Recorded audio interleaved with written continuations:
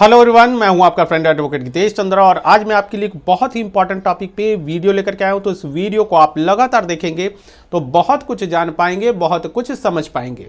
दोस्तों, ये वीडियो महिला हैं, पुरुष हैं, कॉलेज स्टूडेंट हैं, आप सभी के लिए वीडियो जो है वो बहुत ही महत्वपूर्ण है और बहुत ही ज़रूरी है।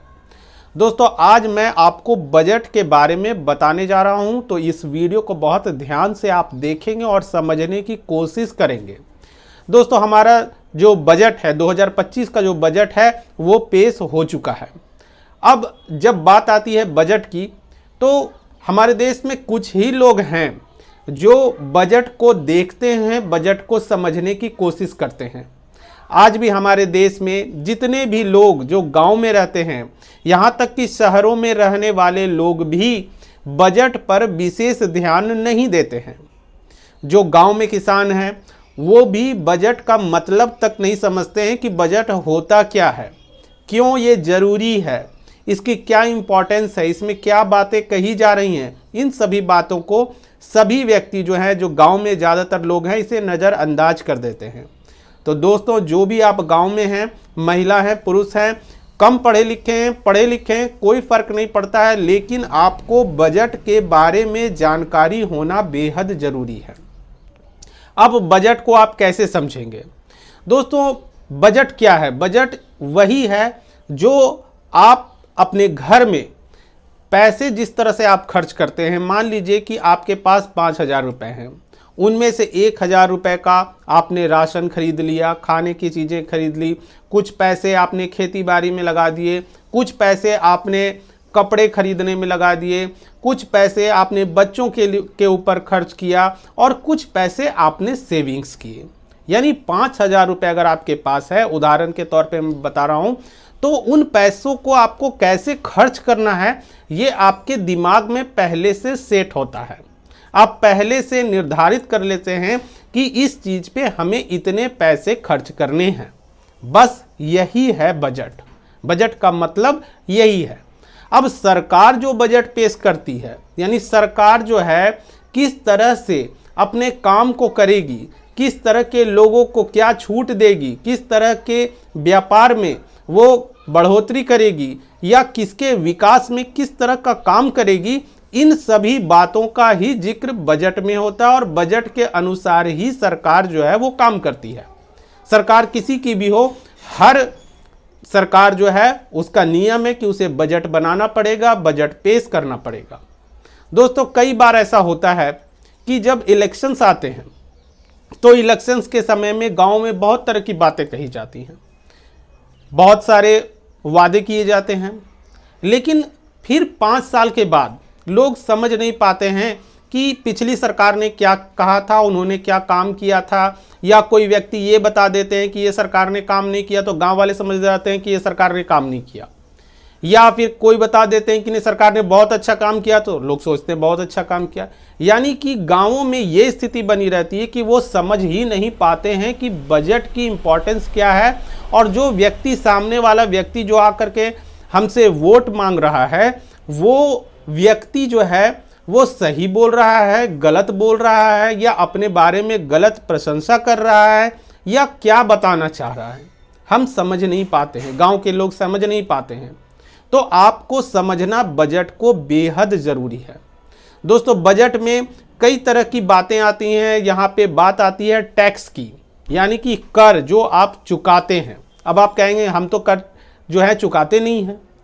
तो दोस्तों, आप जो भी मार्केट से सामान खरीदते हैं उन सभी पर टैक्स लगा हुआ होता है। टैक्स के कारण जो है हर चीज़ का रेट जो है, जो दाम होता है, उसका आप जो कीमत पे करते हैं, भुगतान करते हैं, उसमें टैक्स इंक्लूड होता है। मान लीजिए कि आप अगर 10 रुपये का कोई सामान खरीद रहे हैं तो हो सकता है उसमें 1 रुपया टैक्स का हो, 2 रुपये टैक्स का हो। तो ये अलग अलग जो है टैक्स का रेट होता है और वो निर्धारित होता है। यानी आप डायरेक्ट या इनडायरेक्ट दोनों तरीके से हर व्यक्ति जो है वो टैक्स जो है वो देता है। अब बात आती है कि 2025 में नया बजट आ गया, तो नए बजट में क्या है, क्या नियम है, जिसमें से कुछ बातें हैं जो आप सभी को जाननी चाहिए, आपको पता होना चाहिए, वो मैं आपको बता रहा हूं। ऐसे तो बजट में बहुत सारी बातें दी हुई हैं, लेकिन कुछ बातें जो मैं ज़रूरी समझ रहा हूं वो मैं आपको बता रहा हूं। तो सबसे पहले आप जान जाइए कि अगर कोई साल भर में 12 लाख रुपए कमाता है, यानी कि प्रत्येक महीने अगर वो व्यक्ति 1 लाख रुपए कमाता है और साल भर में टोटल पैसे जोड़ करके 12 लाख होता है, तो उसको किसी भी तरह का टैक्स जो है वो भुगतान नहीं करना पड़ेगा। यानी 12 लाख रुपए तक का आपको टैक्स जो है वो नहीं लगेगा, आपको टैक्स नहीं देना है। 12 लाख आपने इनकम किया है साल भर में तो आपको टैक्स नहीं लगेगा। लेकिन अगर वहीं पे कोई व्यक्ति जो है 25 लाख रुपए ईयरली कमाता है, यानी साल भर में 25 लाख रुपए अगर कोई व्यक्ति कमा रहा है, तो उसे 1,10,000 रुपए तक की छूट मिलेगी। यानी जो भी टैक्स लगेगा उसमें कितना उसको माइनस हो जाएगा, 1,10,000 उसका उसको डिस्काउंट मिलेगा, डिडक्शन मिलते हैं, जो छूट हम समझ सकते हैं कि छूट मिल रहा है। उसके बाद अगर कोई व्यक्ति 18 लाख रुपए वार्षिक कमाता है, तो उसे कितना डिडक्शन मिलेगा, उसे कितनी छूट मिलेगी, तो उसे 70,000 रुपए का डिस्काउंट मिलेगा। 70,000 रुपए जो है डिडक्शन मिलेंगे, उसको लाभ मिलेगा। टैक्स में कितना माइनस होगा, 70,000 रुपए।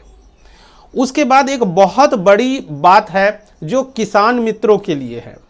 दोस्तों, किसान क्रेडिट कार्ड जो आपके पास है या जो लोग नए बनवाएंगे, उसमें पहले 3 लाख रुपए तक का लोन मिलता था, लेकिन अब जो है आपको 5 लाख रुपए तक का लोन जो है वो मिलेगा किसान क्रेडिट कार्ड से। इसके बाद बात आती है स्कूल। जितने भी भारत में स्कूल हैं उन सभी स्कूलों को नेट से कनेक्ट किया जाएगा, यानी इंटरनेट की सुविधा जो है वहाँ पे प्रदान की जाएगी, चाहे वो किसी भी गांव में क्यों ना हो। यानी सभी गांवों को इंटरनेट से जोड़ने की व्यवस्था की गई है। साथ ही साथ सरकार ने एक बहुत बड़ा कदम SC ST जो ग्रुप की महिलाएं हैं, वो उस ग्रुप में जितनी भी महिलाएं आती हैं SC ST में, जिसमें से जो महिलाएं बिजनेस करना चाह रही हैं, तो सरकार ने कहा है कि 5 लाख महिलाओं को जो SC ST वर्ग में आती हैं उनको 2 करोड़ रुपए तक का जो है लोन दिया जाएगा, ताकि वो व्यापार कर सकें। किसी भी तरह के व्यवसाय को अगर वो बढ़ाना चाह रही हैं और पहली बार अगर वो व्यवसाय करने के लिए जा रही हैं, तो 5 लाख SC ST वर्ग की महिलाओं को जो है ये लोन दिया जाएगा, 2 करोड़ रुपए तक का लोन दिया जाएगा। तो ये बहुत बड़ी बात है। और जहाँ तक कि महिलाओं की बात है, उनको आगे बढ़ाने के लिए सरकार ने ये बहुत बड़ी घोषणा की है। अब देखना ये है कि इसमें सरकार जो है वो कितना सक्सेस हो पाती है, कितना आगे बढ़ सकती है। तो दोस्तों, जब भी बात बजट की होती है तो आपको बजट को समझना बेहद ज़रूरी है।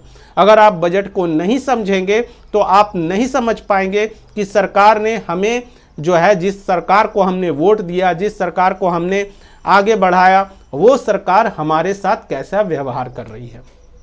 उसके बाद बात आती है जो स्टूडेंट हैं, जितने भी स्टूडेंट हैं, आप सभी के लिए भी बहुत महत्वपूर्ण बातें हैं कि बजट में आपके लिए क्या है। जितने भी स्टूडेंट हैं जो एजुकेशन लोन लेते हैं, उन सभी स्टूडेंट को 10 लाख रुपए तक का अगर वो एजुकेशन लोन लेते हैं तो उसमें अब उनको TDS पे नहीं करना पड़ेगा। ये भी बहुत बड़ी बात है छात्रों के लिए कि अब उन्हें 10 लाख रुपए तक के जो वो लोन लेते हैं, एजुकेशन लोन लेते हैं, उसमें उन्हें जो है टैक्स जो है, जो TDS जो वो देते थे पहले, अब उनको नहीं देना पड़ेगा।